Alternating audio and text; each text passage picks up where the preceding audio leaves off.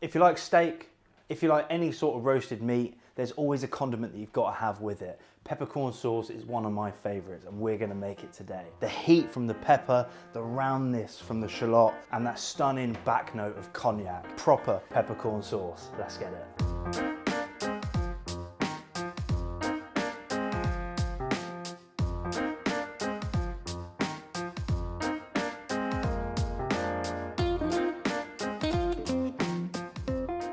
Now, peppercorn sauce is an easy sauce to make, in my opinion. There's a couple of base flavors that you need to get right at the start of cooking, and that builds those layers, builds the complexity, and builds the stunning back notes that a good peppercorn sauce should have.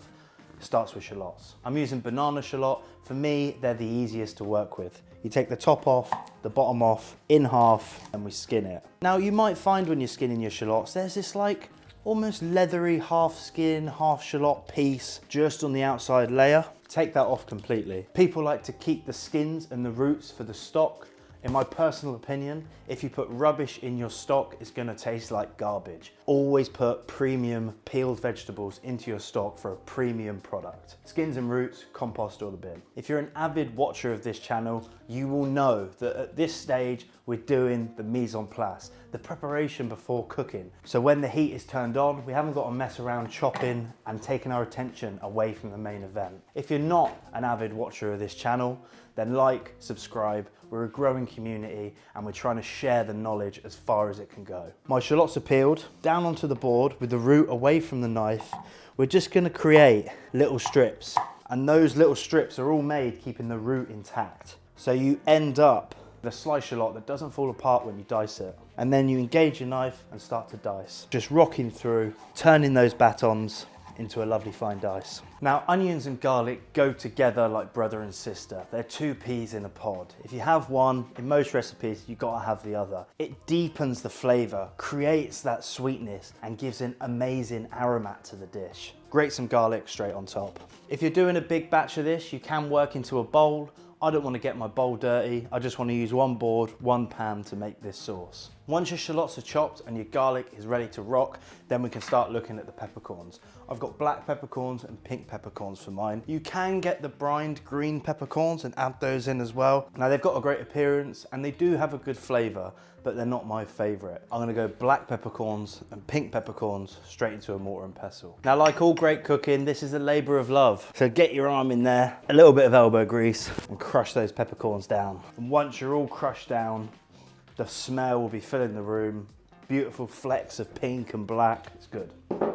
He's done, ready to cook. A medium pan, straight onto the heat. We've got 2 knobs of butter inside the pan. On a medium heat, that'll come up to a foaming stage.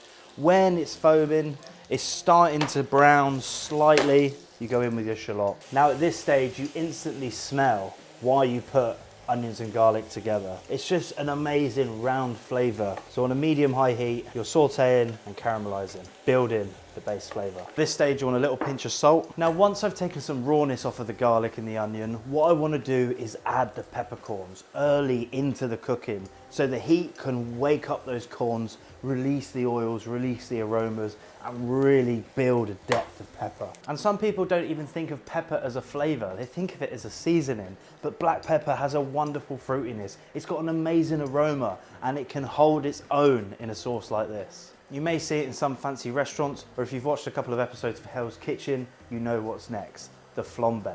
This is where we burn off high percentage alcohol with flame to add smoke, to add richness, and to add a certain je ne sais quoi to the sauce. So with the pan turned up slightly, your cognac goes straight in, and then we ignite. While the flames are still flickering, in with your thyme. And those flames will just toast and roast and crackle those thyme leaves just to release some of those oils. And with a quick flame and a puff of smoke, it's all over. The cognac has done its job, and now we're ready for reduction. Good beef stock goes straight into the pan. Alongside that goes a good hit of double cream. Now, the viscosity of the beef stock, the gelatin, the gelatinous properties it's taken from the bones that it was cooked in, is gonna help the thickness of this sauce. We also add double cream as a layer of fat. It brings a lovely sheen, a lovely velvety feel to this sauce. Now, at this stage, don't be alarmed. It looks soupy, it looks watery, it looks a bit wrong. but that's okay. Reduction is our friend, and reduction is going to turn this pepper soup into a beautiful thick pepper sauce. This has been reducing now for about probably 10 minutes, to be honest.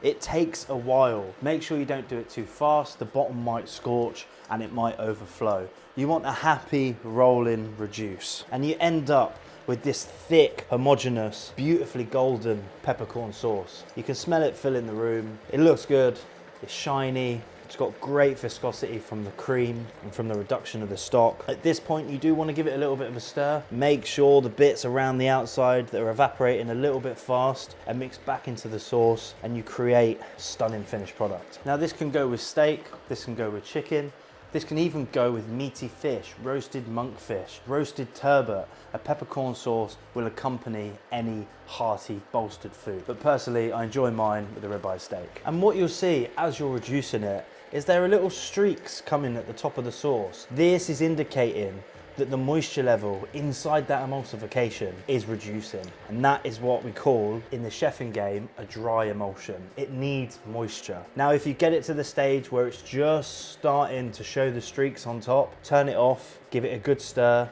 and you know by the time that's cooled slightly, you'll end up with a beautifully rich, beautifully thick peppercorn sauce. Now, when we're at this stage, it's important to taste. I've got the warmth of pepper, I've got the reduction of beef stock and cream, that underlying smoky hit of cognac, perfect seasoning from the salt, sweetness from the onion, and sweetness from the garlic. This is a good peppercorn sauce. Now, what do we do to take this to the next level? There's two things: a little squeeze of lemon juice or raw alcohol. In many of the good restaurants across the world, sauces are made, perfected, and then finished with raw alcohol. Not a lot, just a touch, to lift the sauce, to bring it into that next dimension, and to bolster that flavor of cognac. And that little trickle of cognac is all you need to transform an already well-made sauce into a powerhouse pan of flavor. It's lifting me up. That hit of alcohol, that intensity from the stock, the garlic and the shallot, and the round warmth of pepper. Perfect for a steak and a solid recipe for you to learn at home. Peppercorn sauce, just the way I like it. Have I go?